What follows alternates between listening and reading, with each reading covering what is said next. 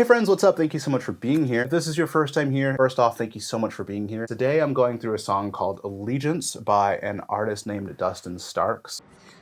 Yo, what's up? Editor Daniel here. I just wanted to say that this full breakdown of the song Allegiance is on my Patreon on my $10 tier. So if you want to check it out, you can check it out at patreon.com/iomusic. But either way, I hope you guys enjoy this video and I hope you get a lot of value from it.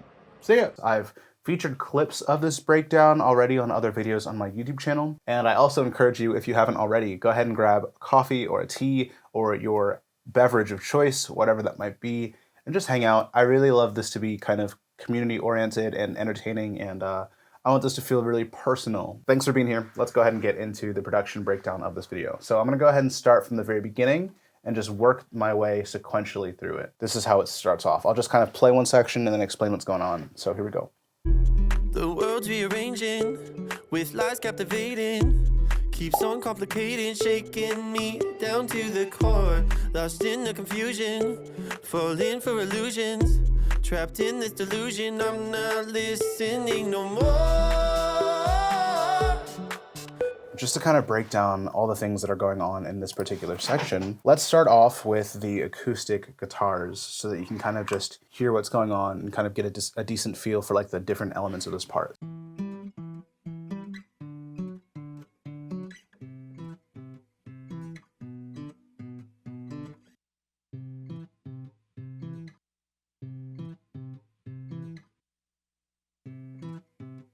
All right, so one thing to note about the acoustic guitar in this particular song is that I have 3 tracks recorded. So essentially how that works is I only recorded this acoustic guitar once, but I used a Blumline stereo mic recording technique. And essentially what you do with that is you have one directional cardioid microphone. I used a pencil microphone in this case, pointing directly at your source. And then you have another microphone in figure 8 underneath the capsule. And this is a really cool stereo recording technique. So you have essentially 3 directions of audio that are being captured. You have your figure 8 pattern that's capturing like a left, right. And then you have your directional microphone that's capturing like the direct input from that source. And this was obviously on acoustic guitar.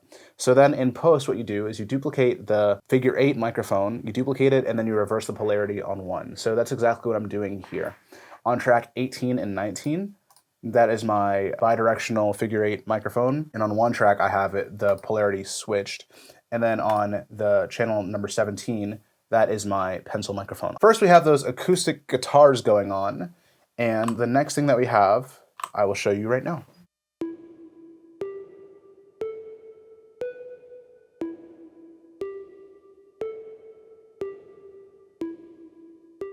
So, as you can hear, that is a synth patch in Vital that I made. So there's like a little bit of movement going on. There's some reverb and things like that, compression, distortion, and reverb that are also in this patch as well. So like if you don't already have Vital, I highly recommend you get it. There's just so much you can do and there's a lot of flexibility. And it helps that it's free. Like that helps a lot. Now, as far as processing and shaping and all those kinds of things, I'm not really doing a whole lot. I'm just giving it a little bit more body, around 450 hertz. And honestly, this particular mix there's not really all that much going on. I've arranged the song in such a way that there's not like an extremely high track count, but it still feels full the whole time in the song. So that acoustic guitar that we talked about and that synth patch, those things are looping out the entire song. And that kind of helps build the basis of this song. So this song is, it takes inspiration from an Ed Sheeran song. I'm forgetting which one, but regardless, that very directly inspired the production of this song. I'll go ahead and throw up the name of the Ed Sheeran song in the editing of this video, but if you listen to both of them back to back, you'll definitely hear a lot of inspiration from the Ed Sheeran song in this one. So another thing that I have in this track is this 808 thing that's hitting every 4 counts, every 4 beats or so at the beginning of the measure. And that sounds like this in isolation.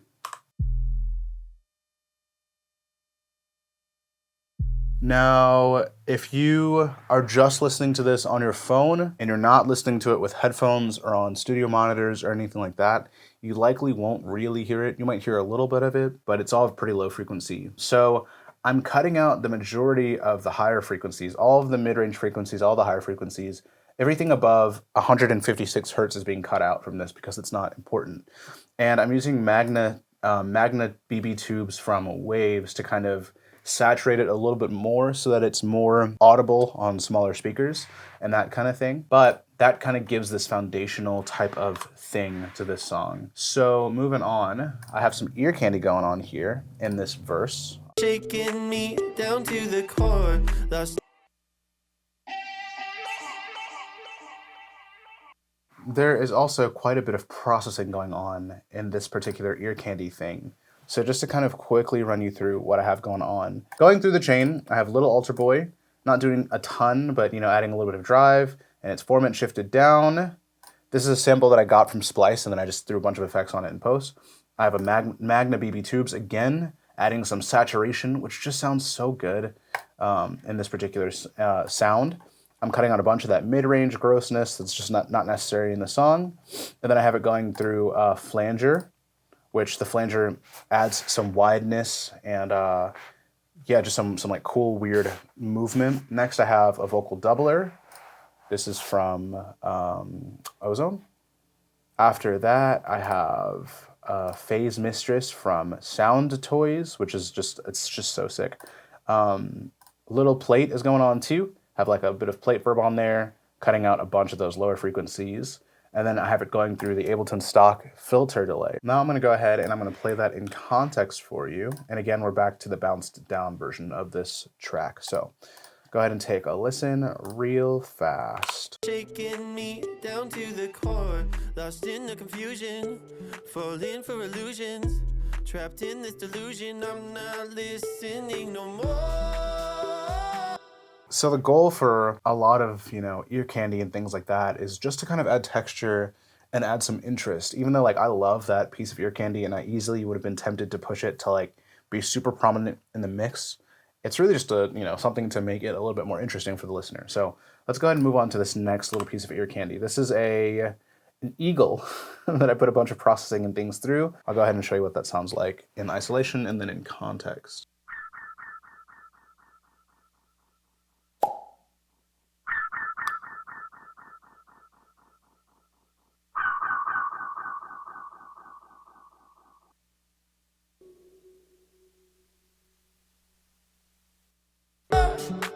Come restore all the damage and bring me back, oh Lord, till my eyes are fixed on you. So that's the ear candy for this particular part of the song. Like I've said in my videos, the sky is the limit when it comes to ear candy. You can honestly do whatever you want, and it's really interesting. So really fast also, let's talk about back in this pre-chorus, the drums. There's not a ton going on because obviously the first pre-chorus or the first verse of a song, you don't want it to be that busy. So I'll kind of just solo out this drum group and I'll play each of these sections and then I'll broadly kind of cover what's happening. The world.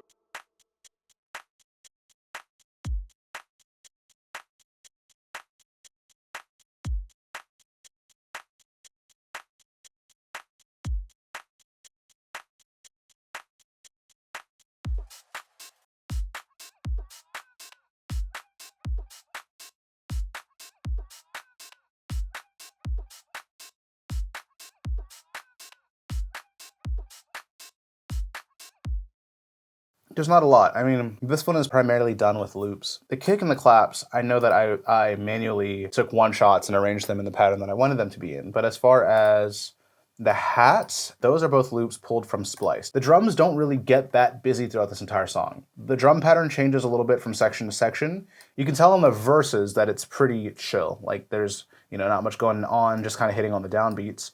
And then in the pre-choruses and the choruses, the pattern looks like it's pretty much the same, leaving space, adding some silence before the next part of the song, just to make the next part of the song feel more impactful. But the kick pattern gets a little bit busier in the chorus.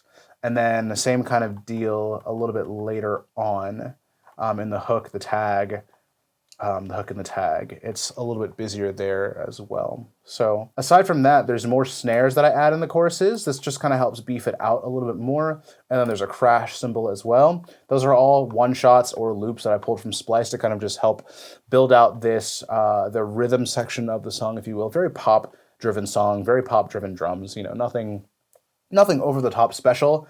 I do think that this loop, though, in particular, is a really, really cool loop. I love it a lot, and it works really well with the song. And if you listen to the song in full context after this video or whatever, or throughout the video, you'll hear kind of how the drums interplay with a lot of that ear candy and stuff that's going on too. So I think that's really cool. Let's talk about the chorus now. I'll go ahead and play it for you guys, and then we can talk about what's going on here.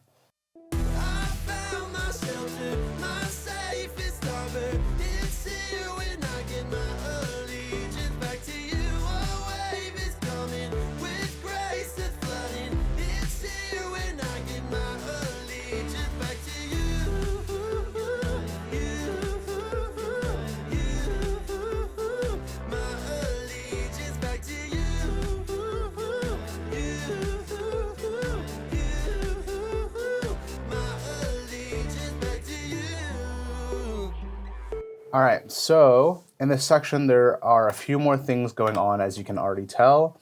There's more things happening with synths, there's more things happening with guitars, and so on and so forth. So just breaking down an overview, and then I'll go into a little bit more detail. The drums, like I said, are staying kind of the same in this section of the song, so nothing crazy there. But in the bass world, the synth bass world, there are two synth basses that come in here. I'll play them individually so that you can hear them.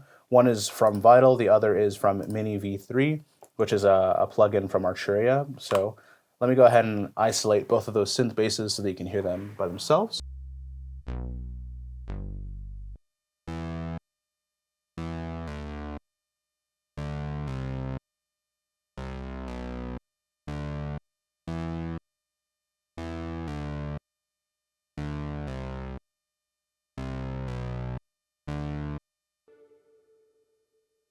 And then on top of that, we have these other synths. I will go ahead and solo each of these so that you can hear what those are doing as well.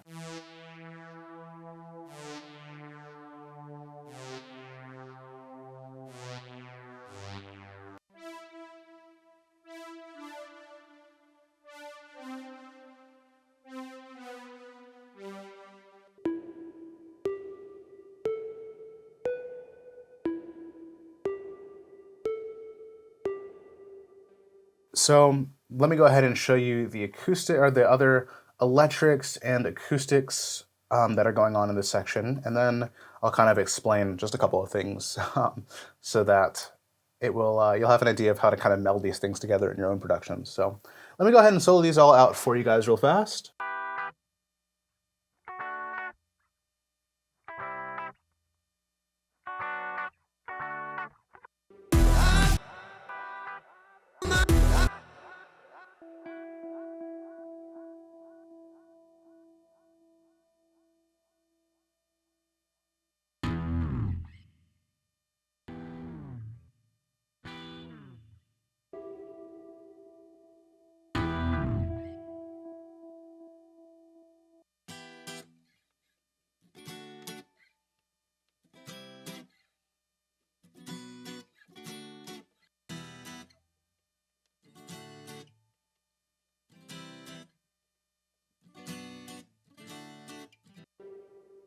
All right, so a couple things to note. If you're listening, kind of closely, one thing that is really important here is that in the actual tonal choice of each of those different sounds, whether that's different synths or different acoustic guitars or whatever, in the recording process, I was really intentional in choosing sounds that don't step on each other or compete with each other too much.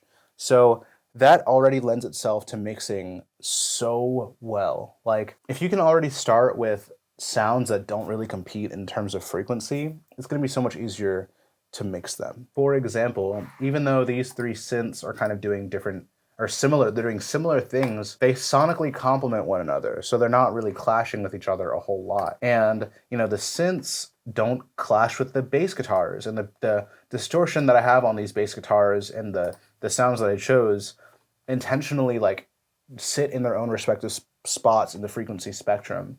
And also, if you didn't notice, these guitars, these three impact guitars that I'm playing and then sliding down just for a bigger, bigger downbeats or whatever, they sound different. The tones that I chose for those guitars sound totally different. Different amps, different mics, different whatever, different effects. so that they don't compete with one another. And also they're panned to help minimize that competition between one another as well.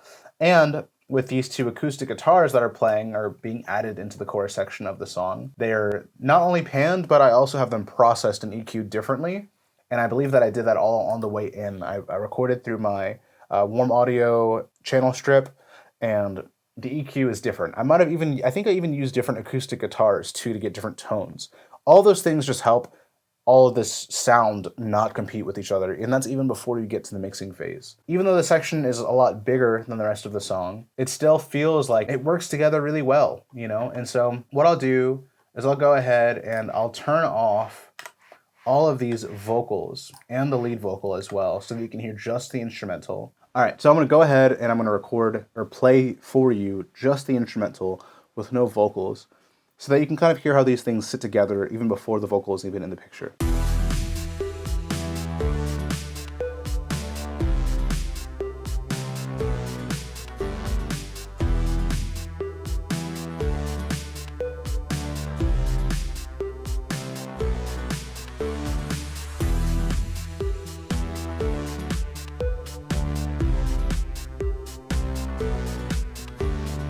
Okay, now what I want to do is I'm going to keep playing through this section, and honestly, I'll just loop through the tag, loop through the tag. And I'm going to solo each of those different groups, or I'll start with just the drums, and then I will slowly introduce different sections of the song. You can kind of hear for yourself how they complement one another instead of fighting against each other.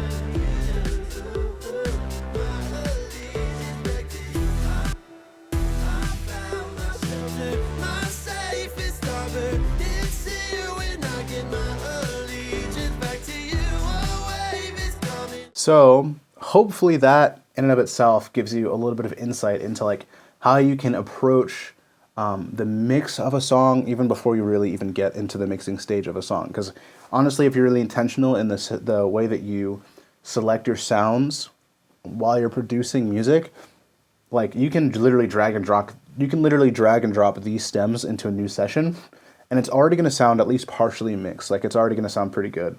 And honestly, that's one of the biggest things that separates amateur producers from professional producers, and people at my level from like A-list producers, is like their stems. Because I've had the amazing privilege of hearing stems from people like Martin Garrix, or like just people who are just like ridiculously skilled, and their stuff just sounds incredible already. So the better that you can make your individual tracks sound, like the better your song is going to sound sonically in the end. And by the way, like AI, like it sounds garbage. This is kind of a side rant, but everything that AI produces sounds hairy. Like I've talked about this already on the YouTube channel. It sounds hairy in the high frequencies, and it's just super lacking. All that to say, I encourage you guys as producers, like be super intentional in making even one source sound really good. Especially since AI is getting more and more popular and taking more and more of the market share. I think it's even more important for producers to make individual stuff, like individual tracks that amount to a really good sounding song. So friends, that is the breakdown of Allegiance. Hope you got some value from this video, and I really hope that you guys got something that you can take and put in your own productions. And, you know, it gives you some sort of frame of reference for how to arrange your songs and how to record and shape the tones of your individual tracks so that they lend themselves a little bit better to mixing. And I hope that it kind of just opened your mind to some of the things that you can do creatively. And like, I don't know everything, so if you guys have any suggestions, like, I'd love to learn from you guys. I'd love to level up as a producer mixer. I'm a student of the craft, and I love doing it. See you in another video, another breakdown soon.